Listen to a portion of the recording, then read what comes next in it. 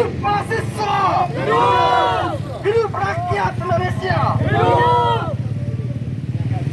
Hidup rakyat Indonesia!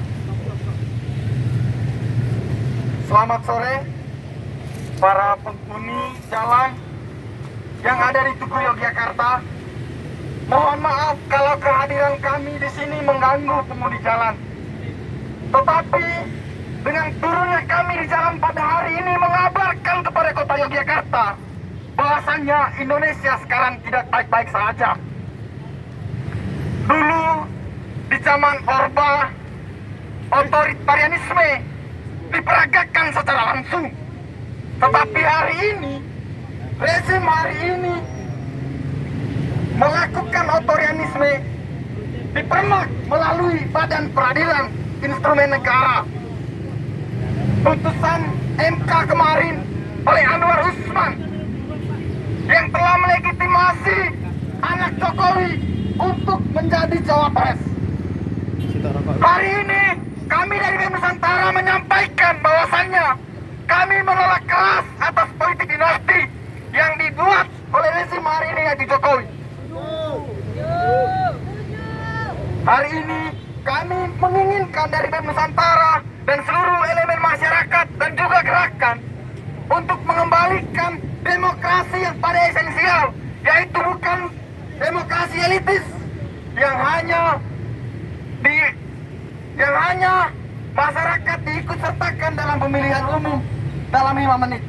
Tapi kita pengen pesta demokrasi 2024 semuanya diikut sertakan dalam rasa-rasa kebahagiaan, rasa-rasa sukacita. Maka kawan-kawan semuanya untuk terus menyampaikan komitmen kita bahwa gerakan tidak akan pernah mati, bahwa perjuangan tidak akan pernah mati, bahwa nafas perjuangan terus akan hidup. Saya persilakan buat kawan-kawan untuk menyampaikan orasinya, atau yang mau menyampaikan puisi kawan-kawan, saya persilakan. Untuk kawan-kawan kita dari Presma UJW, saya persilakan.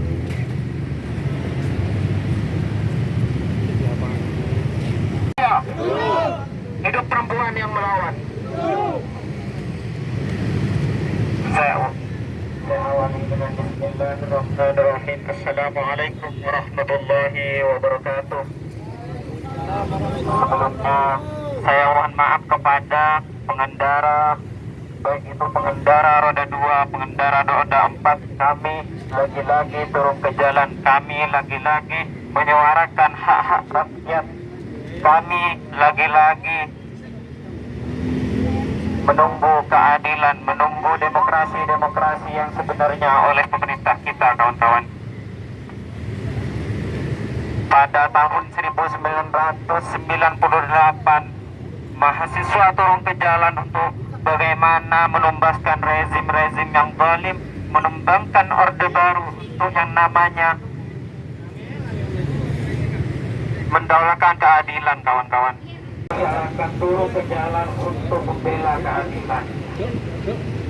Pada saat itu orde baru dilengsarkan diganti yang namanya era reformasi.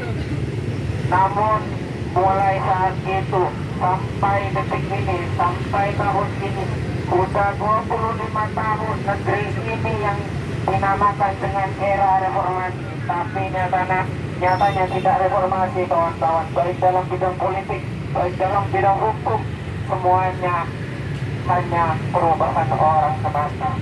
Baik yang katanya 2024 pesta demokrasi, namun nyatanya di atas sana, di pusat sana, memiliki kuasa, memiliki uang.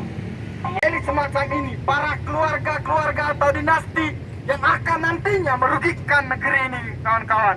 Betul apa betul, kawan-kawan? Betul. Selanjutnya orasi akan disampaikan oleh kawan dari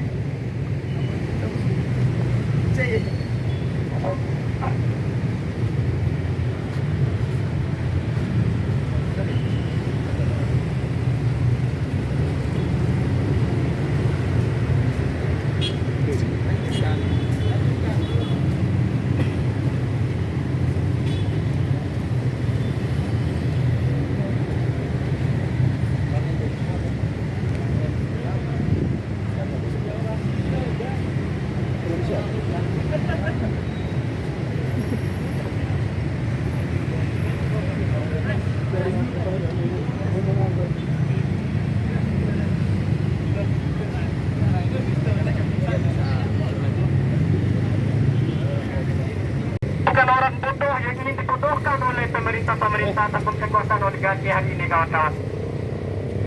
Di balik itu adalah kekuasaan kelompok, kekuasaan Gibran, ataupun kepentingannya si Jokowi beserta keluarga-keluarganya tersebut. Nah, oleh karena itu, apakah kita masih tinggal diam atas kelompok yang memang telah dialihkan sebagai perjuangan rakyat?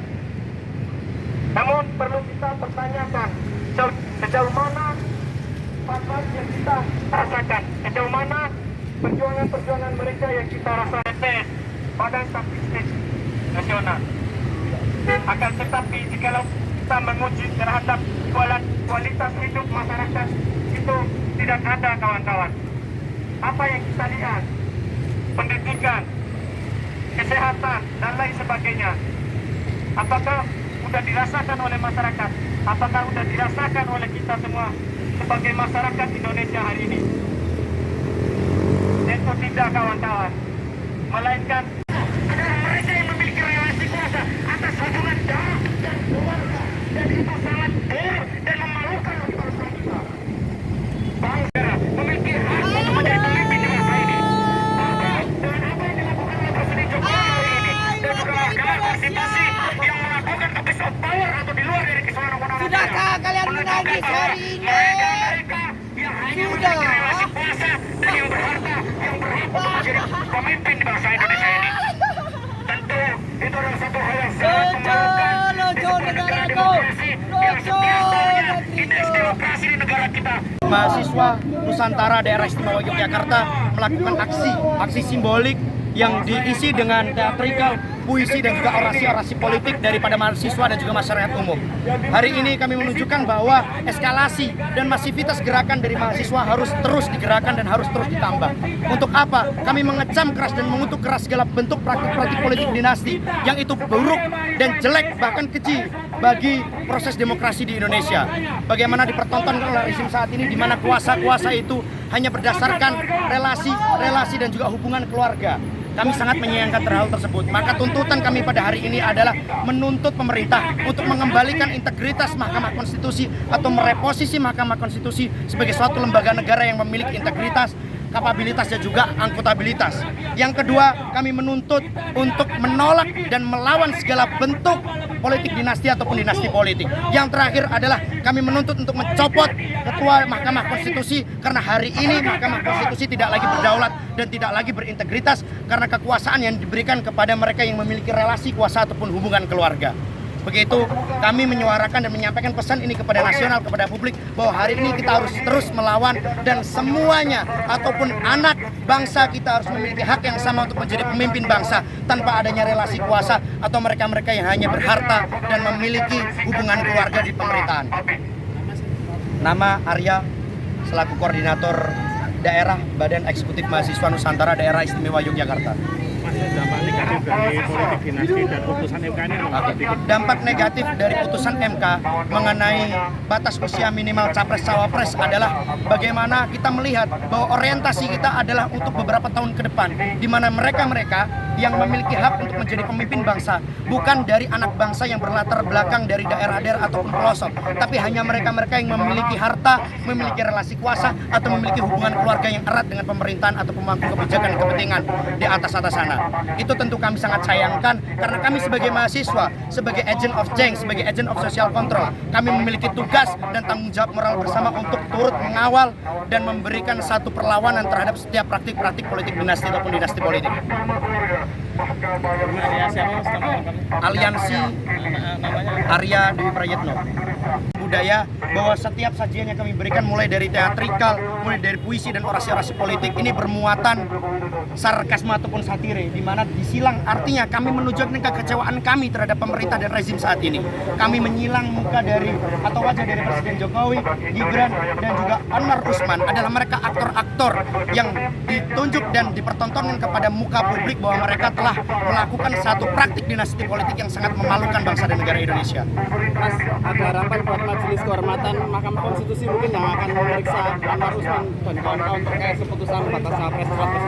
Tentunya kami selalu mengawal dan mengikuti aktivitas politik dan juga demokrasi di negara ini. Bagaimana mungkin akan dilakukan perlawanan-perlawanan yang jauh lebih masif dan eskalasi yang jauh lebih besar, gelombang gerakan-gerakan di daerah-daerah lain yang tentunya kita harapannya ini mampu menginterupsi keputusan pemerintah untuk melakukan suatu kebijakan yang benar-benar itu berlandaskan asas dan prinsip demokrasi, bukan hanya prinsip-prinsip yang menguntungkan segelintir pihak atau kita sebut dengan kata oligarki. Jadi harapannya dari Majelis Kehormatan Mahkamah Konstitusi itu nanti menemukan adanya pelanggaran dari Harapan kami apapun hasilnya nanti melakukan pengawalan dan juga penyidikan ini tetap berdasarkan asas demokrasi.